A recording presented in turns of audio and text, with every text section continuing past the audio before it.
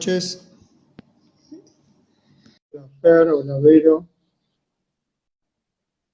Vamos a empezar en unos minutos cuando ingrese Vicente.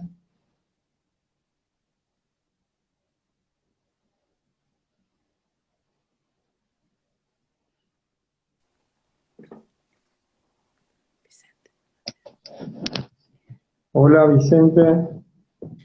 Hola, ¿qué tal? Buenas noches. ¿Cómo estás? Bueno, Están entrando recién, así que vamos a esperar unos minutos. Podríamos perfecto. comenzar Bueno, ya estoy informalmente. tranquilizado porque veo que funciona las nubes del internet, así que eso ya me tranquiliza. Y después espero que la gente se vaya acomodando. ¿Cómo van a llegar a estas nubes? Imagino que algunos en colectivo, otros en tren, algunos en avión. Bueno, Ahí caminando también. te están saludando en el chat. Sí, Marcela Lamour. Ah, bueno, a mí ya me causa gracia esto, porque si la gente, Jorge García. muy bien, muchos amigos. Entonces va a ser agradable. La parte desagradable ya la voy a tener con quien converso. La parte agradable la depositamos con quienes escuchan. Este, yo aprovecho para aclarar que esta conversación la vamos a hacer con imagen, a diferencia del resto de los vivos, a pedido de Vicente. Sí, porque los chistes tontos que yo hago, si tengo al otro que me mira, me siento más amparado. Si estoy a oscuras diciendo estos chistes míos que algún día voy a investigar por qué los hago, me siento como un niño al que le soltaron la mano. En cambio, de la otra forma, me siento ya como un viejo que ya conoció lo que es ser un niño. Bueno, no sé si ¿Y vos querés. por qué te reís? A ver, quisiera saber. No, por tu pedido, cuento para quienes están escuchando que Vicente me dijo que, bueno, que si yo quería que fuera sin imagen, si habitualmente lo hacíamos sin imagen, él estaba de acuerdo, pero que prefería la imagen y por eso estamos haciéndolo así, ¿no? Yo te dije, y lo vuelvo a decir, lo que para vos sea más cómodo es lo mejor.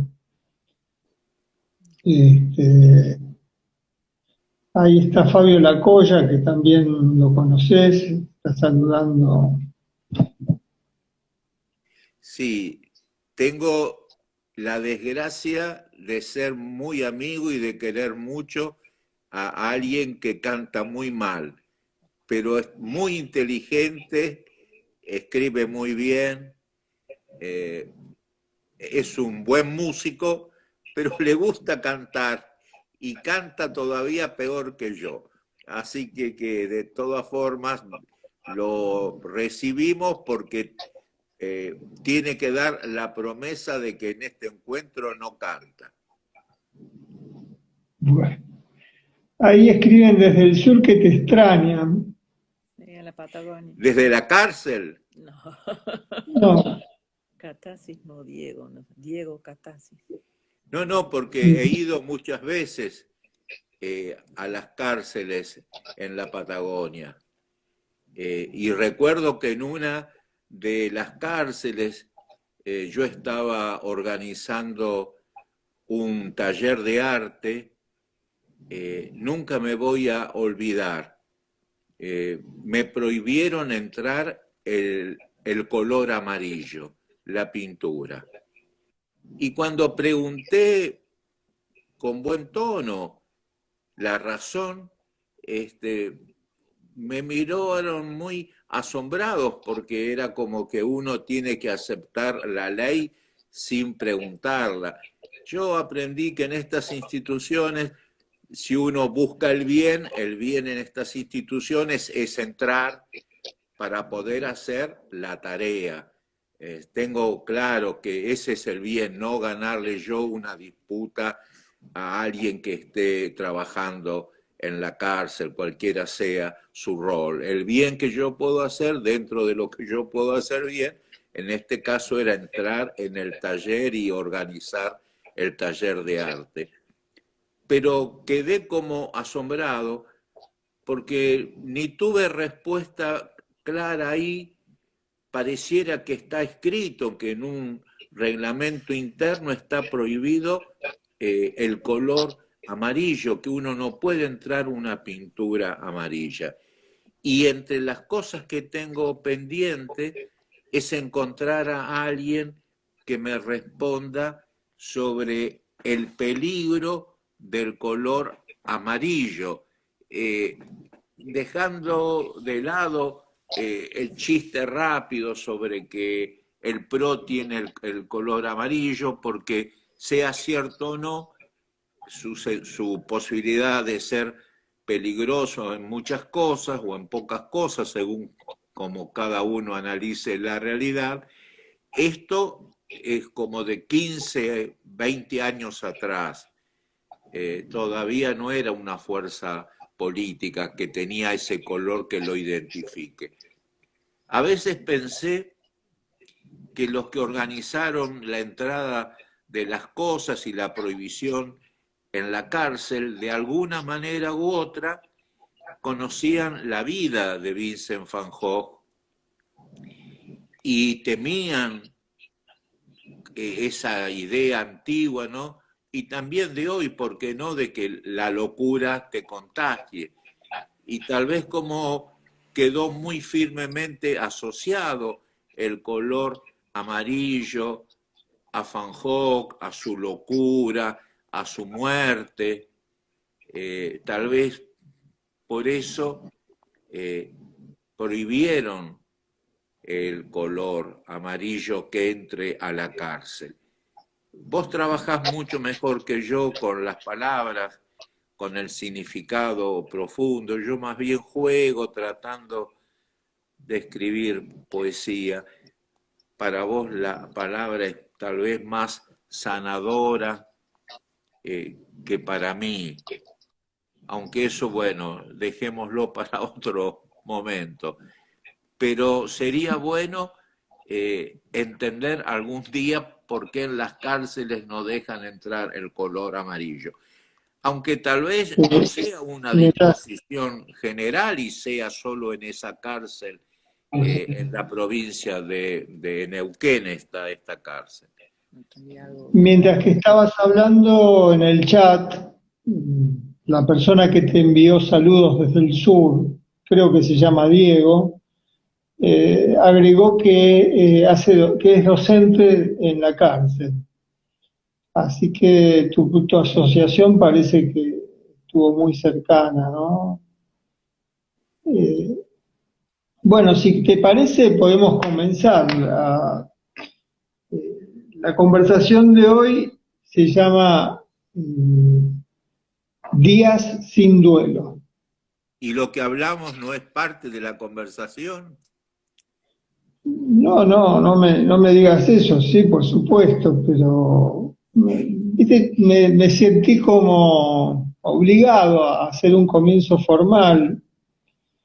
Un comienzo formal por ahí es innecesario, pero quería recuperar que íbamos a hablar de los duelos, de estos días sin duelo, que la conversación surgió por la necesidad de hablar de esto entre nosotros. Qué cosa, ¿no? Una conversación íntima hecha en un vivo de Instagram, pero no deja de ser íntima, ¿no? Estamos en este vivo compartiendo con muchas personas que conocemos, que nos quieren y que habilitan también esa intimidad, ¿no? No hay intimidad si no hay una seguridad afectiva, ¿no? Y bueno, aunque este es un vivo y hay muchos vivos, y un vivo en Instagram, una red que puede ser fría, le suponemos una intimidad a esta conversación. Entonces, teníamos necesidad, decía, de hablar de esto entre nosotros y ahora entre entre todas las sensibilidades que están ahora en el chat, que también van a participar a través del chat. Yo en algunos momentos te voy a interrumpir para leer cosas que estén escribiendo o que las incorporemos a la conversación. Bueno, no sé por dónde empezar, aunque sí sabemos. Empezamos leyendo lo que vas a leer después. Leyendo lo que la gente dijo. Si por ahora no hay muchos comentarios, están llegando, hay saludos. Hay una persona que les manda un abrazo a Regina y a vos, Maite, Dila. Bueno, pero teníamos una idea de empezar. Hay alguien que está... lo peor ahí, que los barrotes de las celdas eran de color amarillo y los presos... podían disimular cortes. Podían disimular cortes. Ajá. No lo pude leer bien. Bueno, habría una razón desde la razón. ¿Los barrotes eran de color amarillo? No recuerdo. Honestamente, lo que digo es que si está ligado con que los barrotes son amarillos, bueno, debe haber alguna relación entre una fuga y el color amarillo. Es decir, no lo entiendo bien. Quizás el amarillo tenga algún producto químico que permita corroer los barrotes.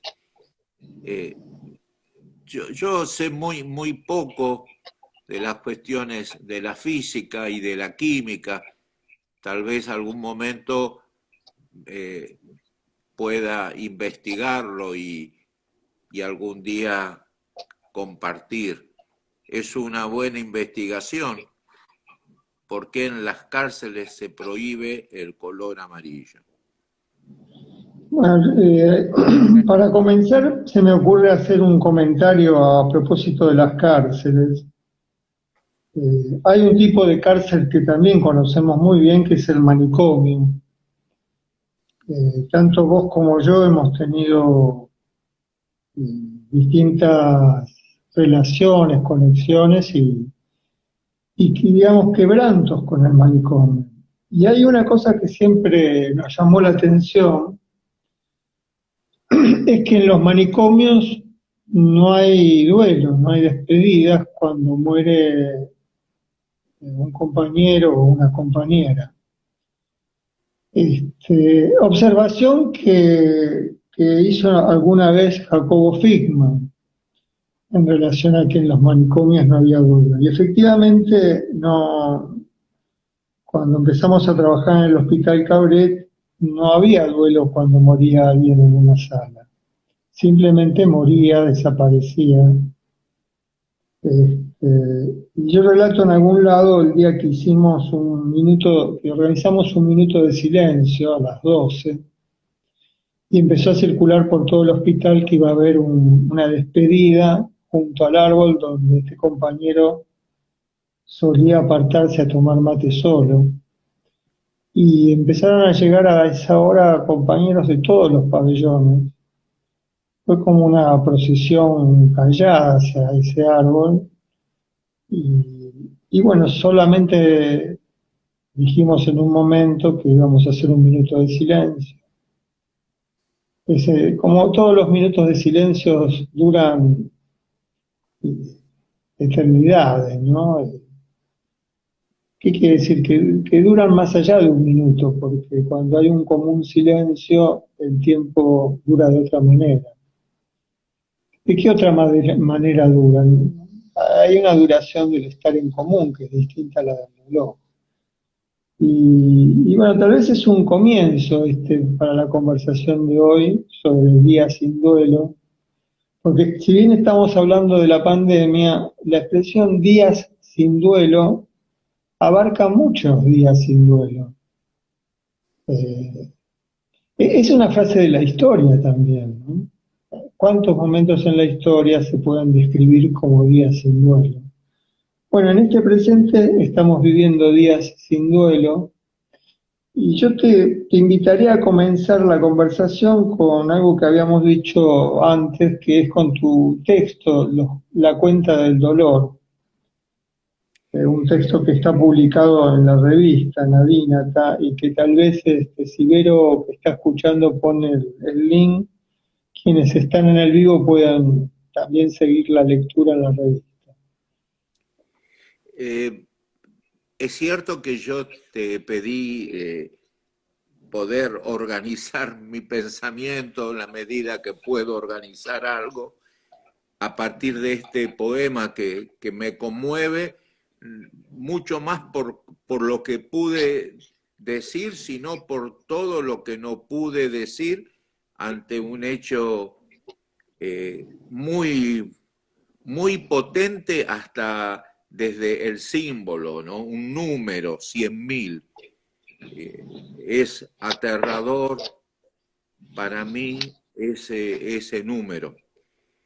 Pero antes del poema, como vos recordaste esa historia en el hospital, también me vienen como la necesidad de decir lo mío frente a esa situación, porque es un momento potentísimo en mi propia historia, pero creo que puede convertirse en algo potente también para tantos que de una forma o de otra han tenido que enfrentar, aunque sea por el ojo de una cerradura, la eternidad. Y está ligado también con alguien que vos nombraste, el poeta y pensador Jacobo Fischmann, internado casi 30 años en el Hospital Borda. En relación primero a los cuerpos que mueren en el hospital, a todos sin excepción se le hace la autopsia. Yo creo que en esa autopsia hay una forma de duelo. La institución tiene su duelo, su despedida, lo despide al cuerpo de la locura con la excusa de la ciencia, profanándolo. Porque todavía se sigue buscando la piedra de la locura. Es una piedra que el arte ya en la antigüedad, los artistas flamencos, está ese maravilloso cuadro, ¿no? La piedra de la locura, que también da pie luego a un hermoso poemario de una gran poeta argentina que se suicidó.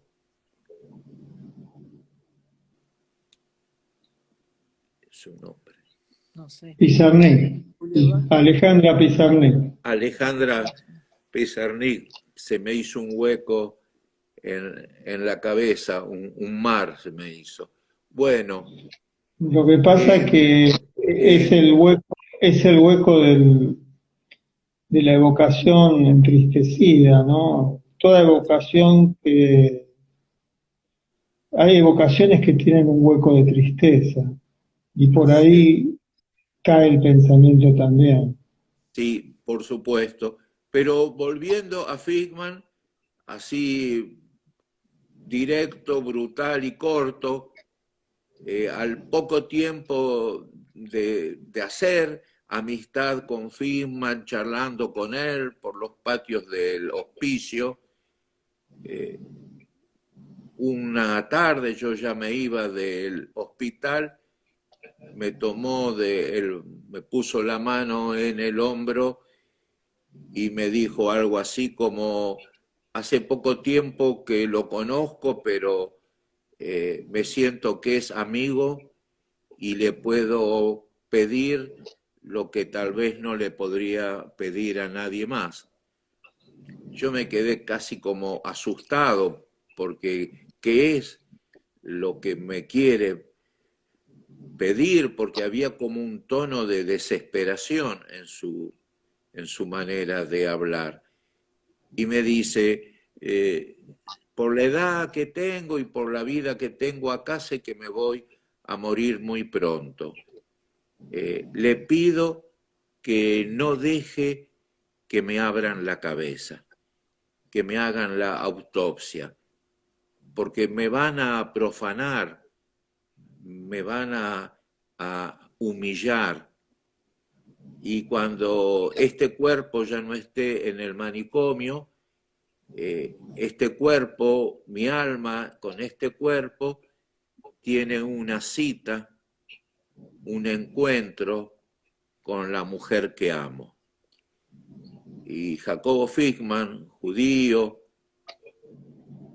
pero que también sentía que simultáneamente, sin dejar de ser judío, era tan cristiano que ya directamente era Jesucristo, me confiesa que su amor, que su novia es la Virgen María, y que tiene una cita amorosa con ella cuando deje el hospital. Y me conmueve, quizás me vio tan conmovido que como que me dio ánimo, dándome unas palmadas, ¿no?, en mi hombro, y me dice: Vicente, los dos somos poetas, pero los dos somos hombres y los dos tenemos amores. Así que por favor, ayúdeme. Mire, si usted tuviera que encontrarse con la mujer que ama, con la cabeza abierta y llena de sangre, ¿qué mujer lo va a amar? Dice, así que se lo pido como amigo, piense que voy a tener una cita de amor y que me espera una mujer muy delicada.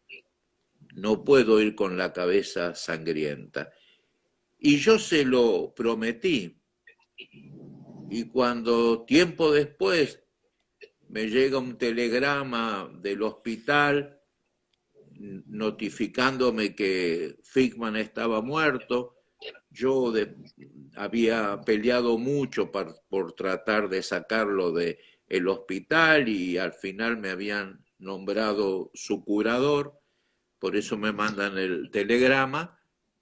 Fui corriendo al hospital y traté de explicar al director del hospital Borda, a los distintos médicos, que me tenían que dejar llevar a Fickman para hacerle una sepultura afuera del hospital y sin que le hicieran nada en su cuerpo, porque él tenía una cita divina.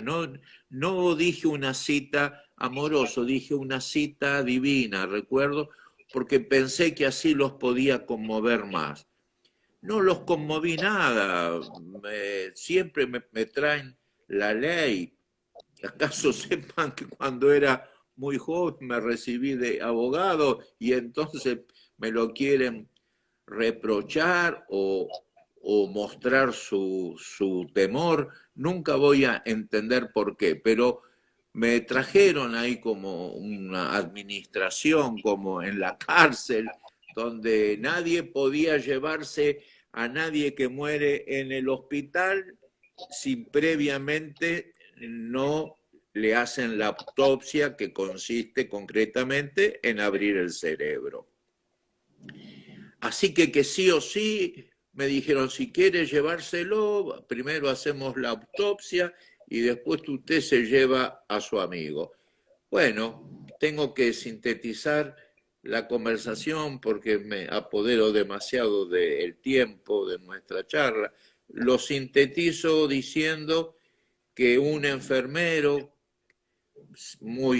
con quien había hecho amistad, me quiso ayudar, me recomendó una cochería y el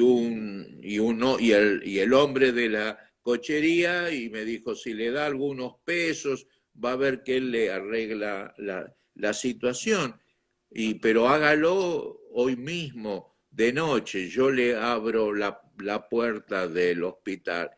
Y entré con un coche fúnebre con este hombre con el que me había puesto de acuerdo, el hombre de la funeraria, y con la ayuda del enfermero fuimos hasta la puerta de la morgue, yo entré, estaba Fishman, por suerte no le habían hecho todavía la autopsia, su rostro estaba sereno, así que me robé el cuerpo y me lo llevé. Y me fui con el cuerpo de Fishman sin saber bien a dónde llevarlo, a dónde hacer el duelo. Y se me ocurrió ir a la Sociedad Argentina de Escritores, que en esa época estaba en el barrio de San Telmo, un viejo edificio, y recuerdo que entré y había un grupo de poetas, alguno me conocía, le dije sin decir que me había llevado, que lo había robado el cuerpo, le dije simplemente que estaba con el coche fúnebre, que no tenía a dónde ir a esa hora y si me dejaban velarlo en la Asociación Argentina de Escritores, que Fishman era un gran poeta, y me dijeron que sí, pero que se tenían que ir, pero estoy agradecido porque no se fueron, pero me dieron la llave, me dejaron ahí con el hombre de la cochería, lo pusimos a Fishman en una salita, había muchos libros, después el de la funeraria se fue, yo me fui a un bar ahí enfrente, me compré una botellita de ginebra, me la traje y pasé la noche tomando mi ginebra y hablando de poesía con Fishman.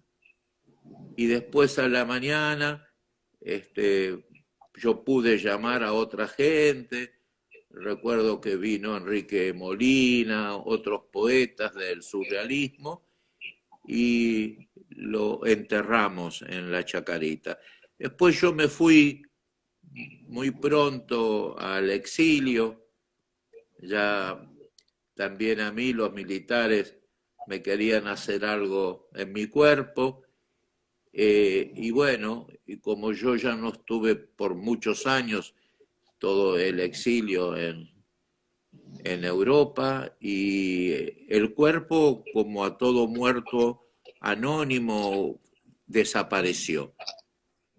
La pregunta es si Fishman tuvo duelo o no, y qué significa un duelo. Sintetizando, yo creo que Fishman tuvo resucitación porque no se lo humilló. Y creo que buena parte de los muertos de la peste, entre los cuales se encuentran queridos amigos, no tienen posibilidad de resucitación porque han sido humillados, privándose a los muertos amados del duelo. Sin duelo no hay resucitación. Sin duelo no hay amor. El único tema que se podría discutir, por supuesto, es qué es la resucitación. Y también, ¿por qué no? Ya que vos sabés también el fondo de cada palabra, ¿de qué hablamos realmente cuando hablamos de duelo? porque tengo miedo que esta palabra gigante, sobre la cual pareciera que todos estamos de acuerdo, bueno, como la caja de Pandora, se abre y no sabes finalmente qué es lo que hay ahí. Yo te lo dejo a vos para la respuesta. ¿De qué hablamos realmente cuando hablamos de duelo? En la historia que contaste de cómo decirlo, con Figman, de Figman, entre Figman y ese amigo, porque es una historia de la amistad, de la amistad como duelo también. De hecho, hacer amistad es disponerse a un duelo. No solo por el duelo de la rivalidad o el duelo del enfrentamiento que hay también en la amistad, sino hacer una amistad es construir el momento de la despedida. Y es la historia de una gran despedida la que contaste y que yo creo saber el lugar que esa despedida tuvo en tu vida. Y incluso me animaría a decir que, si me permitís, ¿no? Como habilitándome a hablar de esa vida Vicente, esa vida citolena, que a lo largo de tu vida trataste de cumplir esa promesa.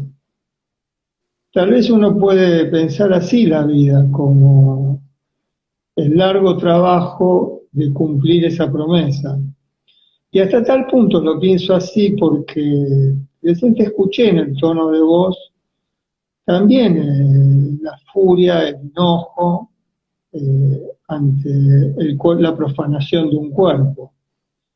Y ese enojo, porque en aquel momento llegó a robar el cuerpo del amigo, porque es una historia que no vamos a olvidar, ¿no? Quienes la escuchamos una vez o varias veces. Es la historia del robo de un cuerpo que se podía pensar, ¿eso ha sido robo? ¿O ha sido el secuestro protector? ¿Ha sido la última protección, la ejecución de la promesa? ¿Se puede hablar de ejecución de una promesa? ¿Se ejecuta lo prometido en un momento? Entonces ahí es la gran historia de una despedida. Pocas veces escuchamos una despedida así. Es una de las despedidas de la literatura, del arte, de la política y de la historia de la locura en la Argentina. Es una despedida que reúne todo eso: arte, poesía, política, locura. Es una gran despedida y amistad, es la gran despedida. Las despedidas tendrían que contaminarse de esta historia. Tal vez muchas despedidas estarían contaminadas de esta historia. La historia también plantea la lucha por hacer lugar a esa despedida, ¿no? La lucha por hacer lugar al duelo. Así que yo quería decirte esto, ¿no? Vuelvo a escuchar esta historia con la emoción que cada vez esta historia suscita. Y la idea de la suscitación es la idea de la resucitación, porque en la palabra resucitación, como decíamos en la conversación anterior, está la idea de la cita. Y la cita amorosa tras la muerte, la cita de la que hablaba Figman, ¿no?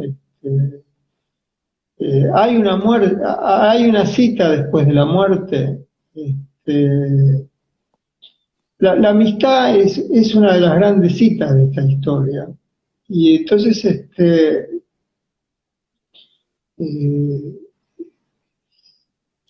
esta historia, ¿no? Y la despedida en esta historia. Y quería recuperar algo de lo que dijiste también. En un momento dijiste la eternidad por el ojo de una cerradura. Sabemos que se ha dicho y lo pensamos, no hace falta pensarlo, que la muerte es como la entrada en una eternidad. en un tiempo sin tiempo, que es uno de los modos de llamar la eternidad. ¿Y cómo se mira la eternidad? Tal vez se mira así como lo dijiste, ¿no? Por el ojo de una cerradura. Se mira por el ojo de una cerradura. Hay una cerradura que nos permite pensar la eternidad. Qué palabra enorme, eternidad, pero duelo no es menos enorme que eternidad. Hay duelos que se dicen de sí mismos, ¿no? Este duelo es eterno. ¿Cuándo termina el duelo? Es una de las grandes preguntas del duelo. ¿Cuándo termina el duelo? Se sabe cuándo comienza. Y se sabe cuándo comienza. ¿Comienza en el momento de la muerte o comenzó antes? Pero ¿cuándo termina? Esa pregunta es una de las preguntas de la eternidad. Pero qué frase hermosa para apoyarnos para pensar, ¿no? Esta que dijiste. La eternidad por el ojo de una cerradura. Pensé, ¿cómo dijo esa frase? Esa frase no se dice así. ¿Cómo se dice esa frase así? No, a nadie se le ocurre esa frase así. Yo ¿Cómo? digo lo que se me ocurre. Tengo 81 años y ya te puedo decir cualquier cosa porque si me llevaran preso puedo pedir prisión domiciliaria. Así que ya a esta altura de mi vida no tengo que rendir cuentas. Bueno, tengo que rendir cuentas ante la gran pregunta final que sabés que la he puesto en varias de las cosas que estoy escribiendo y que no me pertenece, obvio, nada de lo que escribo me pertenece ni a mí ni a nadie.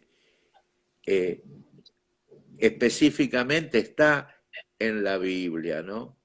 La única pregunta que hay que contestar es que sería, ¿qué hiciste con el amor mientras el otro sufría? Y yo creo que esa es la pregunta que otra vez se vuelve pertinente, potentísima, angustiosa, rigurosa, anhelante, impulsora, desafiante, provocativa, subversiva. ¿Qué hiciste con el amor mientras el otro sufría? Y yo creo que hay que planteársela y mucho en este tiempo. También, Vicente, si me permitís, quisiera cómo respondes esta pregunta? ¿Qué la hiciste con el quiero responder sin responder. Estoy practicando mucho la cultura judía.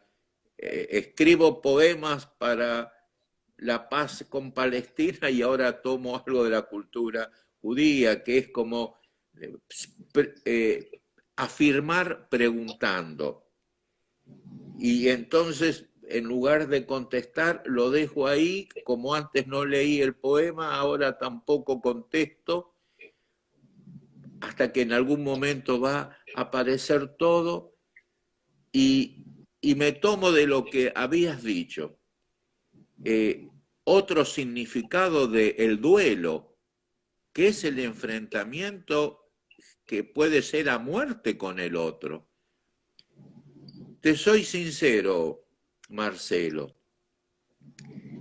desde que hemos hablado y pensamos de tener esta charla y discutimos sobre el título, no se me ocurrió, y eso que obviamente que estuve investigando para nuestra conversación, me gustaba esta forma que tenemos de hablar con público, aunque también cuando lo hacemos a solas con nuestras compañeras, como suele pasar en los últimos tiempos, hablamos también hasta que las velas arden, como diría mi abuela. Pero yo en estas lecturas que estuve haciendo, tomando de aquí y de allá, especialmente lo reconozco, mi nueva lectura de Hesíodo, de su teogonía y de los trabajos y los días, quería ligar la figura del duelo con el mito de Prometeo y el cuerpo de Pandora, que para mí todo eso está en un mismo mundo. Pero yo no tuve la ocurrencia de ligar duelo al duelo del desafío.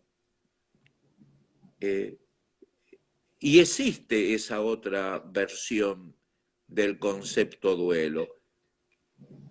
Y ahora me doy cuenta que, como suele pasar, y que la dialéctica, tanto la antigua como la hegeliana marxista, se obstina en mostrarnos, es que no hay nada sin su contrario, y sin su necesidad, agrego yo, de salir por arriba del laberinto y del dilema. Y matar al otro, que es el fin del duelo, tiene que estar asociado a el duelo como ceremonia de la muerte.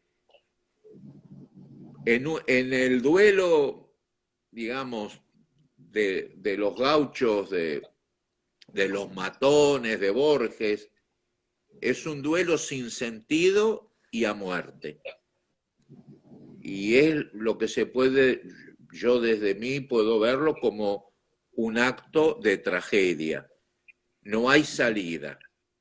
El destino marcó que alguien muere ahí y puede morir en el medio de la pampa un viajero inglés que no va a saber por qué va a morir. La única certeza es que él tiene que pelear a muerte con alguien que no tiene fuerzas para pelear y que lo mejor es como sonreír ante la abundancia del destino.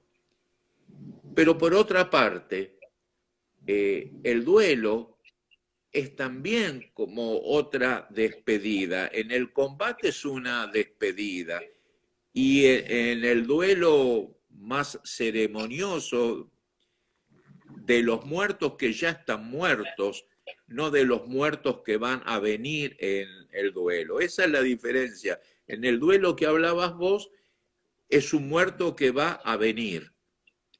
Y en el duelo más general, es un muerto que se va.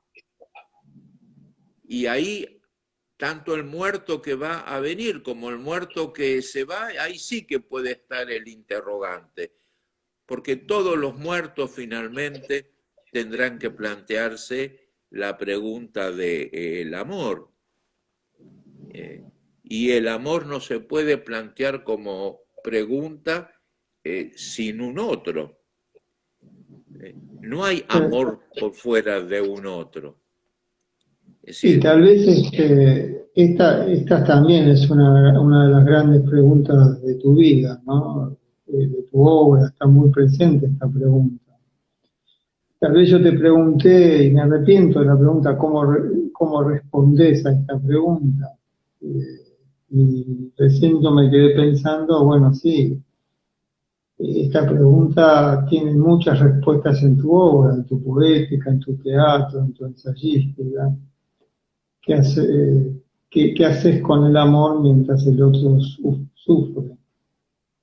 sí. Y lo digo en presente porque la vida, ese sufrimiento siempre es presente. Y tu obra es una obra que aloja el sufrimiento de las vidas cercanas, de las vidas vecinas, de las vidas, de todas las vidas. Y esa acogida de ese sufrimiento elegiste hacerla a través de la literatura, del arte, de la poesía y también de la acción política y del debate en la justicia también. Distintas formas del amor, ¿no? Eso en relación a tu pregunta, y para excusarme de haberte interrogado de cómo respondías, quería como reparar diciendo que sí, me doy cuenta que esa es tu obra misma, ¿no? quería hacer un comentario sobre el duelo. Primero recomendar un artículo que está en Adígnata de Gonzalo Sanguinetti, que no sé si Gonzalo estás en el chat, creo que el artículo se llama El don del duelo, donde Gonzalo comienza justamente con esta distinción que estábamos planteando recién, un artículo conmovedor por la información, la generosidad, las citas de Gonzalo y su modo eh, de comentario, ¿no? Hay esa idea de hay que comentar una cita. Y bueno, recomiendo ese texto. Lo otro que quería decir, que aunque no sé si ya lo quiero decir, ¿no? Iba a ser una cita del problema del duelo a muerte en la obra de Hegel, que el apartado del amo y el esclavo, la dialéctica del amo y el esclavo, que es el relato, la filosofía de la dominación a través de la idea de duelo a muerte.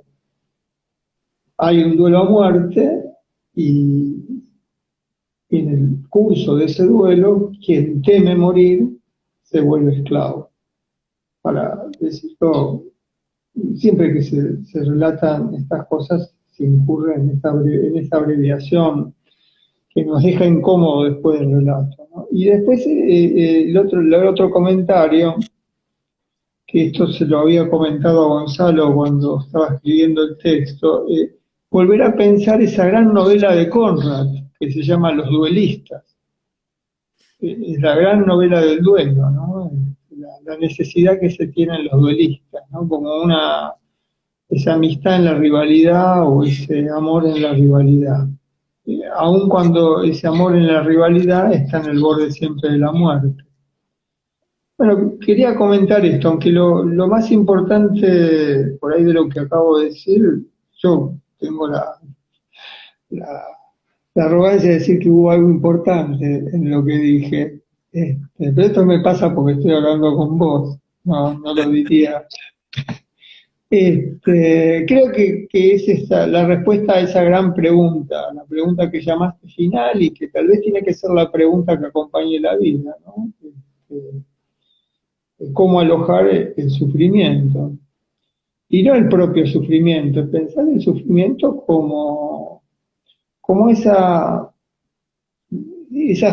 afecto o esa afectación o esa emocionalidad de la civilización, ¿no? Estar en común supone estar en un común sufrimiento. Aunque la reiteración de la palabra sufrimiento me lleva a anticipar que Vicente tiene preparado un poema para el final de la conversación. Y me río porque quiero anticipar el final de la conversación, tal vez para que quienes están escuchando lleguen al final de la conversación con la expectativa de que hay un final y hay un poema final. Y ese poema final eh, trata de la despedida alegre de esta conversación. Pero bueno, todavía falta para ese momento. Y bueno, te cedo, no sé por dónde querés seguir. Bueno, lo que vos estás diciendo hace que venga como el rayo de Zeus que me dé en la cabeza, aunque es de otra cultura, la frase de Kierkegaard o Kierkegaard, es difícil pronunciar el danés, con su gran pregunta que también está latente en la Biblia, pero como sabemos desde su existencialismo cristiano, la retoma Kierkegaard y que sigue pegándome en la cabeza y que no puedo dejar de lado en estos días donde el número 100.000 me está abriendo el piso. La pregunta, ¿qué hay entre tú y mí. Y esa es la pregunta que podemos plantearnos en esta conversación,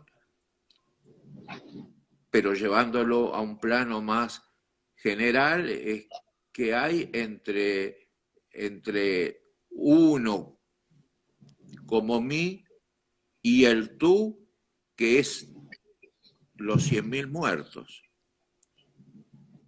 Y yo creo que como no se hace esa pregunta, la falta de la pregunta o la utilización perversa de la pregunta para que no haya respuesta desde la honestidad del amor, hace que lo que estamos sufriendo se agudice.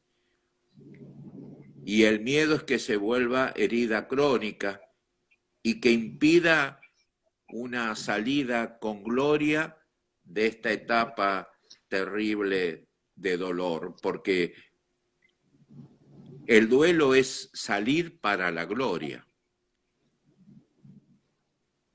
Y eso es lo que pareciera que se nos está negando. Yo escribí el poema que salió publicado en Adidata y que, como en general sucede en estas últimas épocas mías, en general, antes del propio poema existe como una serie de pensamientos que yo pongo ahí en la entrada del poema, como para decir, este es mi marco referencial de pensamiento, de sentimiento, desde el cual luego, humildemente, provoco mi creación poética. Pero tengo como una iniciación, algo me mueve y trato entonces de sintetizarlo, de escribirlo como prólogo a mi propio poema. Y ahí tengo, por ejemplo, el poema se llama La cuenta del dolor. Y, por ejemplo, está ahí en las líneas previas al poema. El cuerpo de la peste está desnudo, tan desnudo como el cuerpo de la muerte. 100.000. El número es un crimen. El que calla, otorga. Nunca hay piedad en la desmesura. Tanta crueldad espanta. Tantos días de muerte sin amor. El poema. Todo ocurre como si nada ocurre. Alguna estrella titila en lo alto, otra no. El sol sigue allí.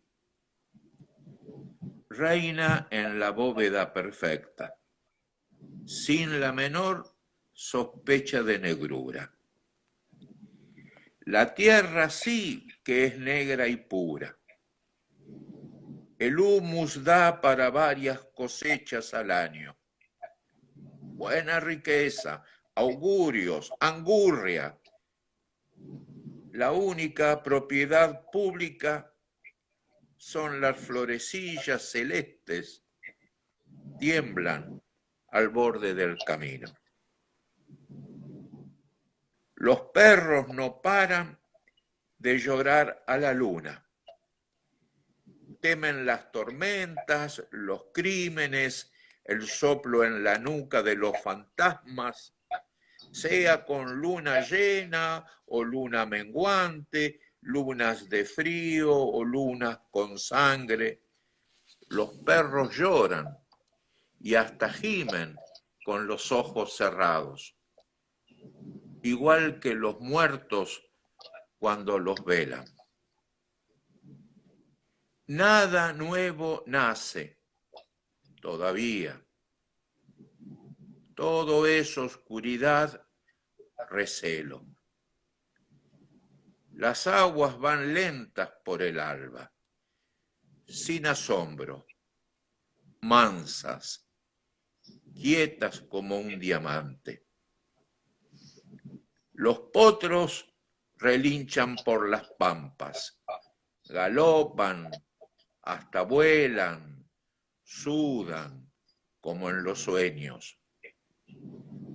Llega la mañana, sin anuncios, solo la luz, que era roja, o mejor, morada bien de fruta, ahora es una luz pálida. Los niños toman la leche de un trago, pelean como demonios por la calle y regalan sus promesas. Parecen ángeles. En la escuela juegan y cantan. Pronto aprenderán a sumar los muertos de la peste, como ayer sumaban las peras y las manzanas, los ríos y los mares. Los muertos son muchos, las manos son pocas. Suerte que pronto llegarán las campanas del recreo. Para mañana se esperan vientos moderados con escasas posibilidades de lluvia. Árido está el cielo, también vacío. Habrá que regar el clavel del aire. Las flores y el perfume vienen retrasados. La mujer, con vestiduras fúnebres sobre sus aires de inocencia, ríe sin reír, llora sin llorar, muestra los dientes y afila su guadaña. En la ciudad del corazón dormido, nadie recuerda la eternidad. Apenas se cuentan los muertos.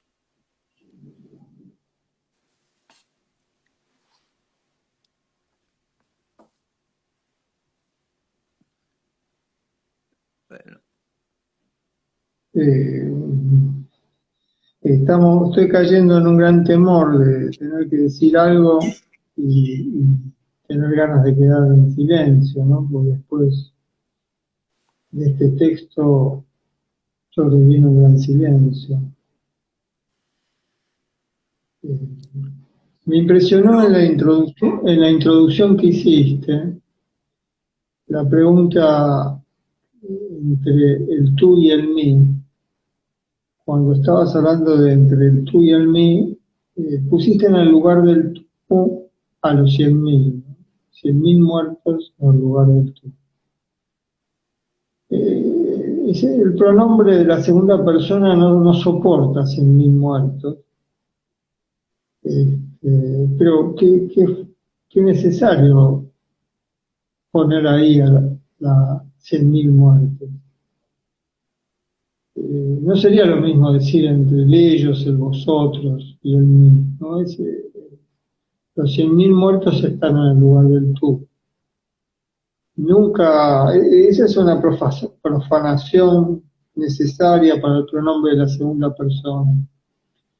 Queda por profanar el de la primera siempre, que es el más escabulle, el que se escabulle más, el más resbaladizo. Pero hay que profanar a los pronombres. Y la verdad que cuando lo dijiste me parece que inaugura algo que tendríamos que seguir pensando, ¿no? La profanación de los pronombres personales. Y hoy, Vicente, has profanado el tú en este momento son 100.000 muertes.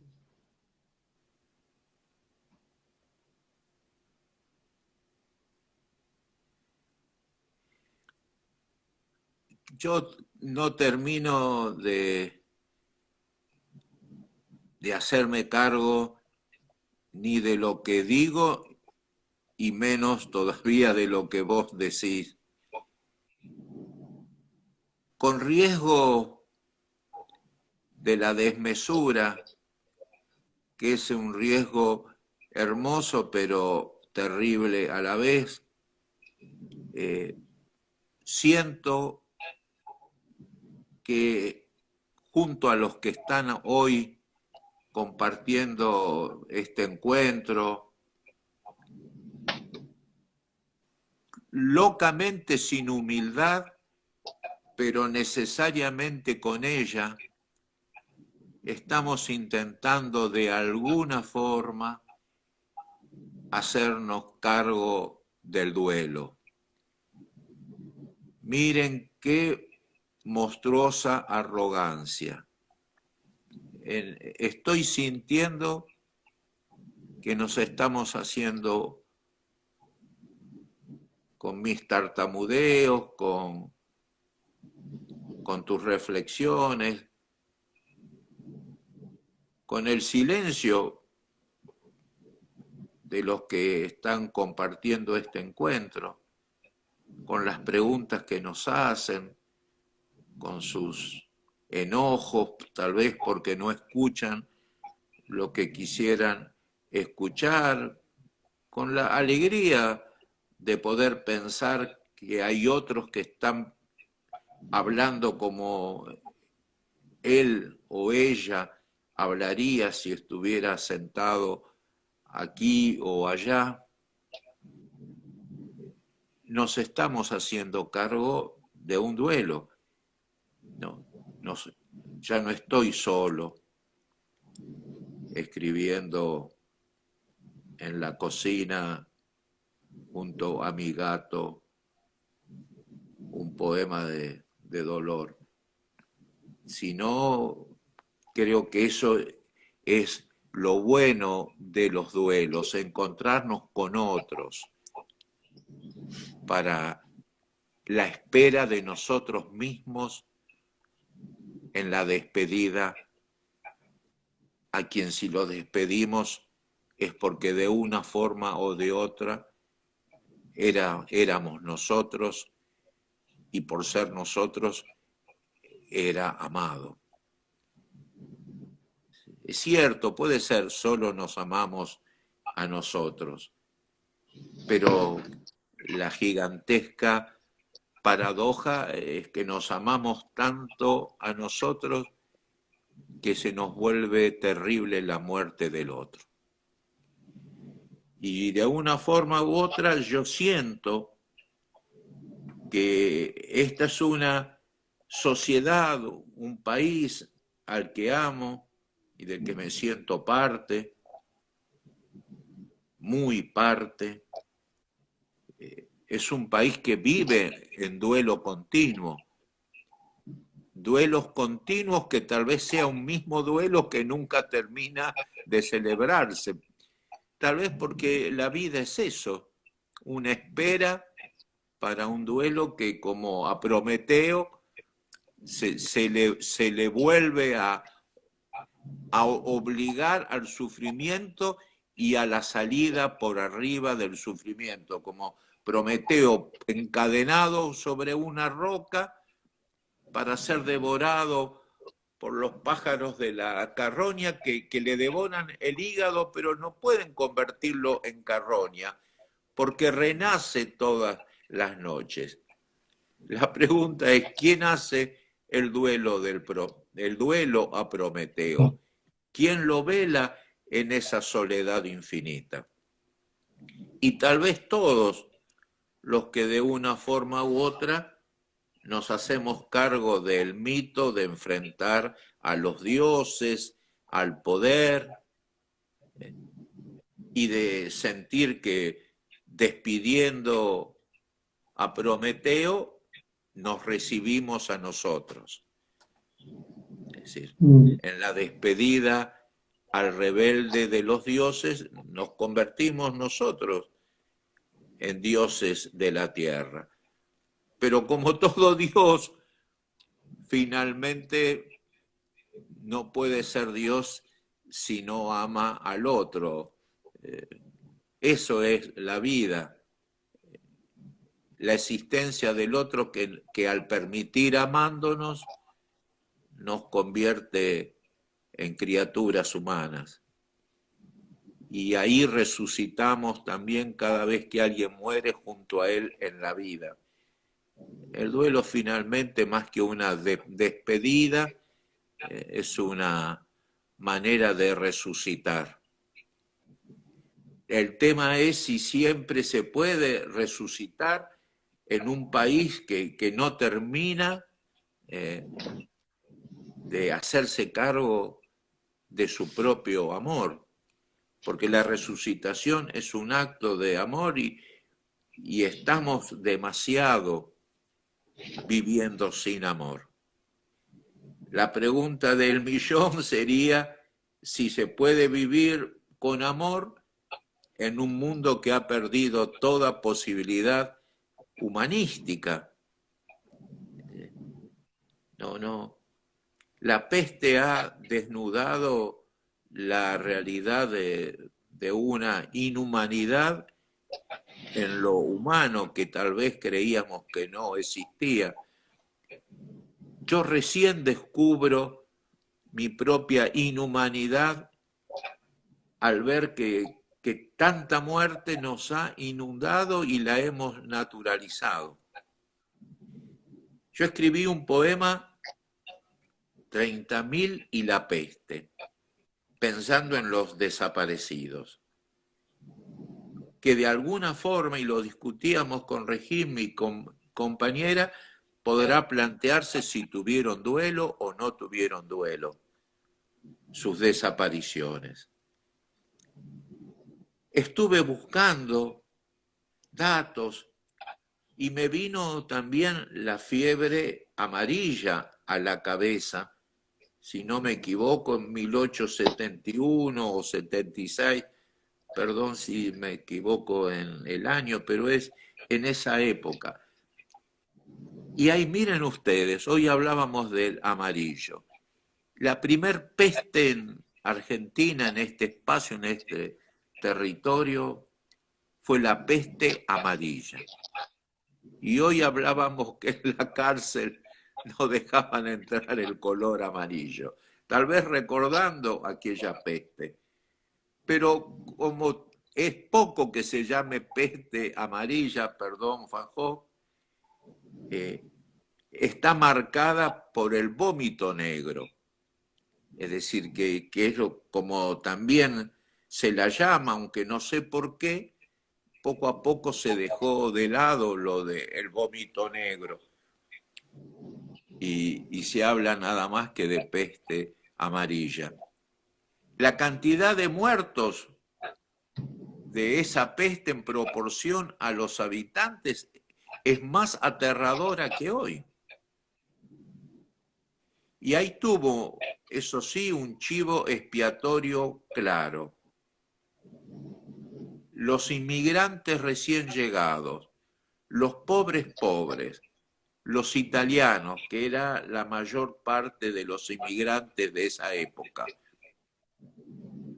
que fueron golpeados, lastimados, algunos hasta asesinados, porque en su pobreza se los veía como los portadores de la muerte de la peste. Es decir, que ya la primer peste que viene provoca la muerte, pero se expía de alguna forma con un chivo expiatorio que es el pobre. El pobre de toda pobreza, porque no tenían a dónde irse y tuvieron que quedarse ahí en las casas que se abandonaban. Los ricos de la época, como corresponde siempre, se escaparon todos. El presidente, Sarmiento, los ministros, se escaparon todos. Hay que reconocer que los únicos que se quedaron realmente eran los médicos, que se hicieron cargo. Si no me equivoco, el doctor Argerich, si no me equivoco, perdón, fue uno de los pocos que se quedó eran muy pocos los médicos, se tuvieron que hacer cargo mientras todas las autoridades políticas, los dueños de la economía, las familias ya que empezaban a formar la gran burguesía argentina, dentro de los límites que se puede llamar burguesía argentina, escapándose todos y dejando que se muriera en buena forma los pobres negros, porque eran los negros, los esclavos, y los italianos pobres que se habían escapado del hambre en Europa y vinieron acá, se los convirtió en chivos expiatorios,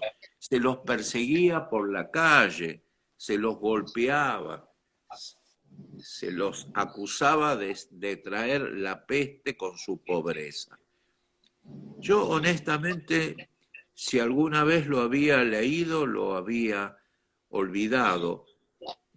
Y yo aprovecho para hacer una recomendación de un libro que tal vez se consiga. Y hablando de duelo, de un gran amigo que va a ser un año que murió, que es Edgardo Gili, y que tiene un libro que se llama Fragmento de la peste.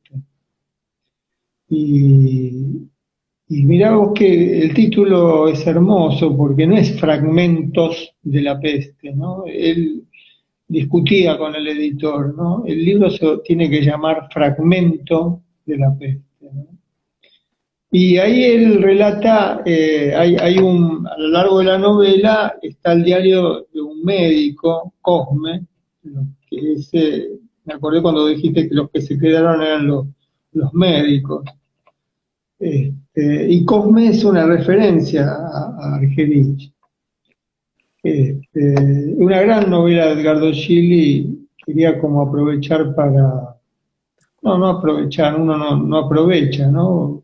Sino que esa evocación está a la espera y encontró el lugar de decirse, ¿no? Hacernos cargo de la despedida es también, en cada ocasión, volver a despedir al amigo muerto, cada vez. Y esta es una ocasión para hacerlo. Tal vez lo que quisiera decir por esto de hacerse cargo del duelo, me parece que tenés razón, ¿no? Qué desmesura, y alguien lo comentó en el chat, qué desmesura la nuestra querer hacernos cargo del duelo.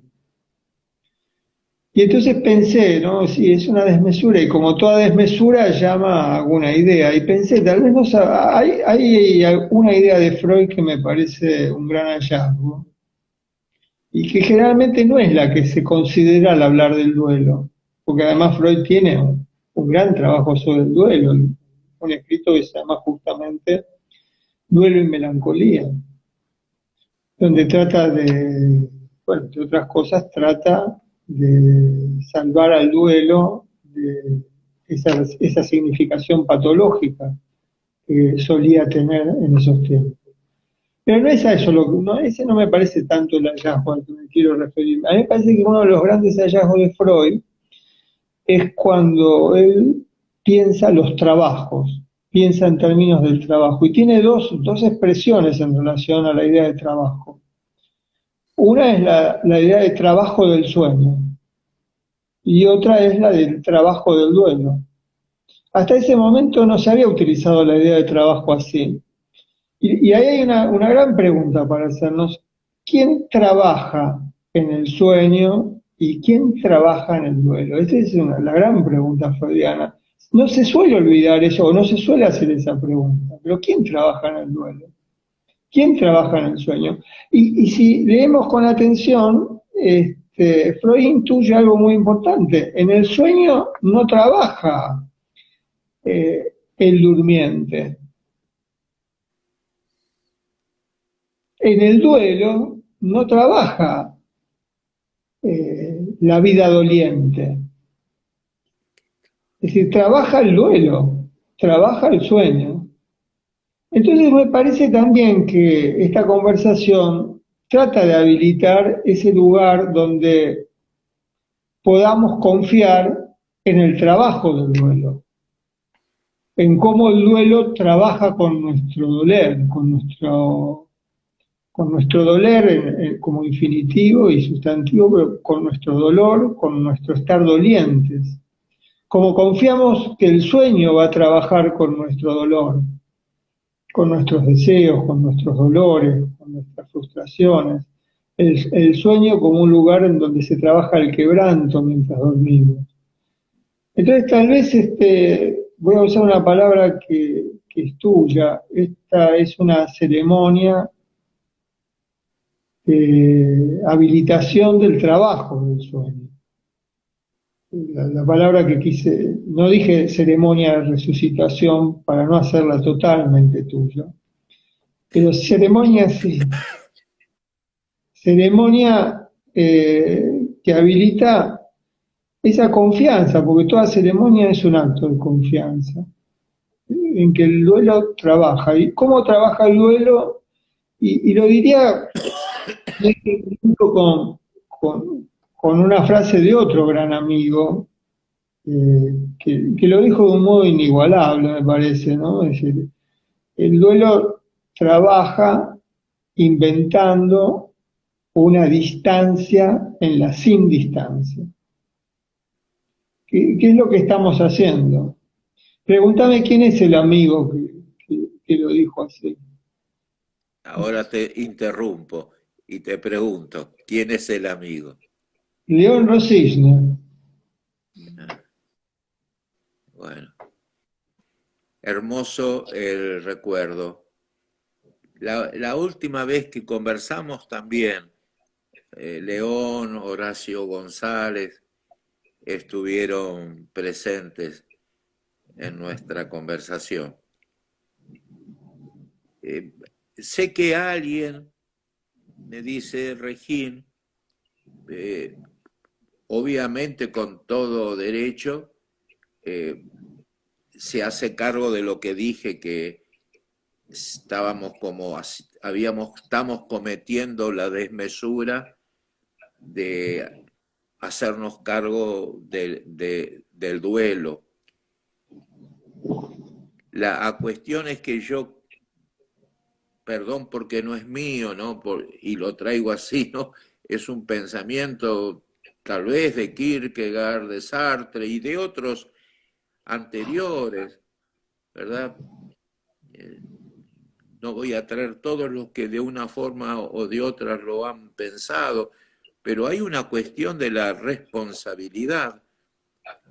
Estar ante el mundo es como el desafío de hacernos cargo de la responsabilidad, sabiendo que no se agota la cuestión a hacer en nosotros, pero que sin nosotros esa cosa no existe. La pregunta de antes, ¿qué has hecho tú mientras el otro sufría? ¿Qué has hecho con el amor mientras el otro sufría? Y uno puede responder, no fui yo el que hizo el sufrimiento, porque es este sistema, diría Marx, ¿no? Este sistema de reproducción material de la existencia que no puede producir más que sufrimiento. Y uno puede decir, sí, Marx, o no Marx, pero si digo sí, Marx, ¿eso me exime de mi responsabilidad? Eso me trae palabra, me trae conciencia, me trae límites, pero no me quita de mi responsabilidad. La responsabilidad la tengo y esa responsabilidad me convierte en un Cristo que quiero hacerme cargo del dolor del mundo. No, esa responsabilidad me convierte en un ser humano que desde lo humano trata de ser humano, haciéndose cargo de la responsabilidad de un duelo que es de todos en la medida que sea mío. Pero hay que ponerle palabras. Yo pongo tal vez tartamudeos. humildes poemas, y digo lo de humilde con conciencia de que en estos días he estado leyendo a los grandes poetas de la humanidad, y siento, y es como un desafío, que hablaron en la desmesura, no se andaban con chiquitas, hablaban de todo lo que la humanidad va a hablar en el resto de los tiempos, mientras la humanidad sea una humanidad de humanos. También buscando para este encuentro formas de despedidas. Y en nuestra historia, y cómo olvidar, soy parte de la generación del 60, ahí estaba Hasta la victoria siempre, de Ernesto Guevara. Cada uno de nosotros podrá recordar formas de despedida que lo tienen como sujeto repetidor, pero sujeto responsable de la despedida. Recuerdo, hablando con Haroldo Conti, que está desaparecido y su cuerpo no apareció, alguien nos espera al final del camino, decía Haroldo. Y yo usé esas palabras como comienzo de la despedida que, junto con León Rosisner y una actriz muy amiga y muy querida, Cristina Vanegas, hicimos en un humilde cementerio de la provincia de Buenos Aires, cuando pudimos saber que una de esas tumbas pertenecía a Paco Urondo, asesinado en Mendoza por la policía y enterrado clandestinamente ahí. Y León me pidió que fuera yo el que lo despidiera a Paco, y yo, obvio, empecé a hablar, y bueno, y me costó terminar lo que estaba diciendo, pero recuerdo que tomé, paradójicamente, porque luego también Haroldo Conti fue desaparecido sin duelo, la frase que él aquella vez me había dicho: alguien nos espera al final del camino.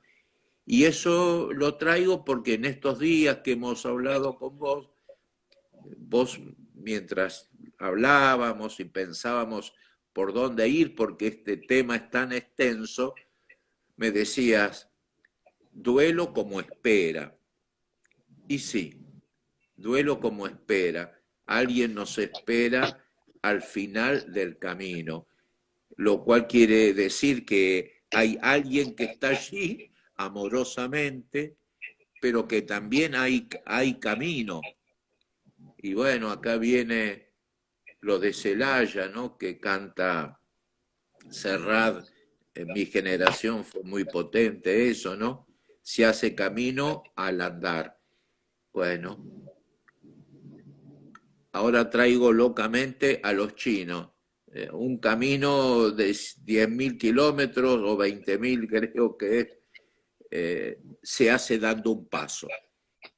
Tal vez hoy lo que hemos hecho es un paso en el largo camino del duelo, como despedida y como espera, en una sociedad que tiene mucha espera, que tiene mucha despedida, y que, le guste o no, tendrá que hacerse cargo, tendrá que tomar la responsabilidad humanística de hacerse cargo de este duelo que no lo estamos celebrando, al menos pienso yo, espero no lastimar a nadie en sus ideas, como sociedad en su conjunto. Y hasta tengo miedo que se pervierta. Esto es lo que nos enseña Sófocles con su ¿Perdón? Con Antígona. Sí, con su Antígona, ¿no? Que el concepto de lo sagrado, hay algo que es sagrado y que es el duelo a los muertos. La muerte que no se respeta no permite amar y respetar la vida. Eso es como es algo que está como en la esencia de lo humano. No hay lo humano sin vida y muerte, y no digo nada que no sea groseramente simplón, pero como toda simpleza, finalmente es lo que es. ¿Qué cosa es? Se preguntaría Heidegger, la muerte sino la vida. Ese es el tema de fondo. Es la vida la que permite que exista la muerte. Por eso la muerte también es sagrada. Y no hay que robar lo sagrado de la muerte, ni siquiera en tiempos de peste. Limpiemos en lo posible la palabra duelo, haciéndonos cargo de ella, sabiendo que nadie, casi como una burla, imaginarse un Cristo, y de parte mía otra burla grosera si yo me sintiera un Hesíodo. Pero nadie me quita mi diálogo con Hesíodo.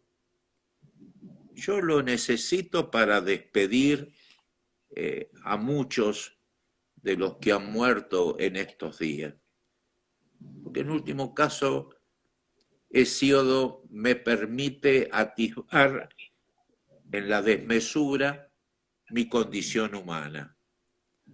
Y es esa condición humana que me obliga, me da la responsabilidad sagrada de hacerme cargo de mi parte en el duelo, aún en estos días sin duelo.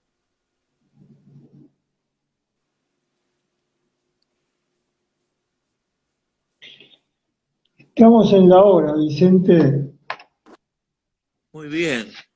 Podríamos leer el texto final y yo había anotado algo para leer también. Bueno, como es una conversación pública y privada, yo comento a la querida Barra que nos escucha que mi querido Marcelo es abuelo desde hace muy pocos días. Y cuando una de mis nietas, Mía Blatón, que vive en Holanda, hija de nuestra hija Aimé, que vive en Holanda, hace unos años, cuando nació, yo le escribí una canción para alguien que nacía, para mi nieta que nacía en Holanda. Y tu nieta ha nacido en estos días, entonces yo lo que escribí para mi nieta lo leo para tu nieta como un acto de vida, porque no está escrito en ningún lado que la muerte le gana la partida a la vida. Y en tu nietita, como en mi nietita de Holanda, bueno, está esa vida que con duelos es más vida todavía. Se llama Mi caballo negro es blanco. Mi caballo negro tiene el pelo blanco, muy blanco, como una llamarada de agua viva. Mi caballo negro afila su hocico blanco para husmear las flores del suspiro blancas. Mi caballo negro mueve veloz sus piernas blancas y altas, tan altas que semejan una montaña blanca de eternidad. Mi caballo negro recuerdos, igual que el viento, pasa y pasa, no deja de pasar. Qué hermoso, mi hermoso caballo negro, qué hermoso es. Mi caballo negro galopa por la tierra blanca, ve la tristeza y busca en la noche, muy noche, el paraíso blanco sin mal. Mi caballo negro vuela por el cielo blanco de nubes blancas. Los ángeles blancos pasan sin verlo y así conoce la blanca soledad. Mi caballo negro se pierde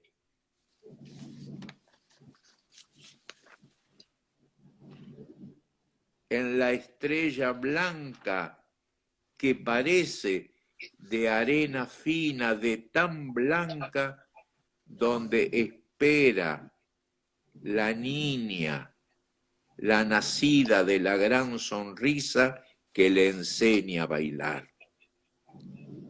Baila y baila la niña sobre el caballo negro, que baila por toda la estrella igual que la luz, más que la sombra. Mi caballo negro es todo blanco. Qué hermoso, mi hermoso caballo negro. Qué hermoso es.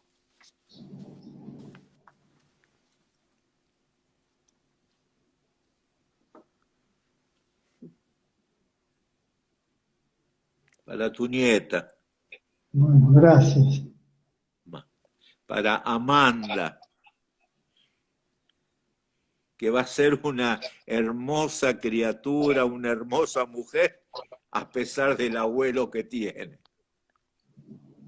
Bueno, Vicente, con esta despedida terminamos la conversación. No, espero que no te enojes.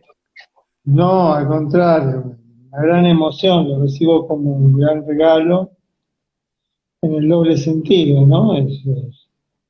Voy a decir una palabra o una frase que hasta me da pudor decirla porque es una frase que se repite muchas veces, pero tal vez no haya otra manera de decirlo que esa y por eso se repita, ¿no? La frase es el regalo de la vida.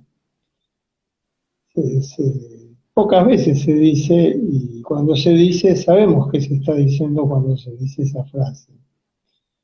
Y también el regalo de tu poema es un regalo, ¿no? Un regalo a la vida, un regalo a tu nieta, un regalo a la mía, un regalo.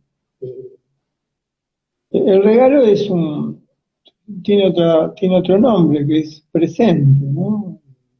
Un presente. Y qué sabiduría llamar al regalo presente.